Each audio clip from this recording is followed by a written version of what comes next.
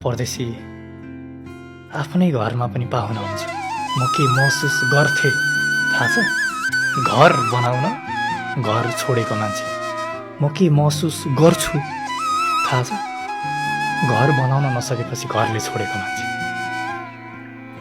म सोच्छु एकातिर मैले हेर्नुपर्ने बुढो परिवार छ, पुरानो घर छ, अर्कोतिर मैले हेर्नै नपाएको मेरो रहर छ। निधारको लेख र बेसी लुचुप्पै छ पसिनाले, निधारको फेद मुनि परिवारको झल्को छ।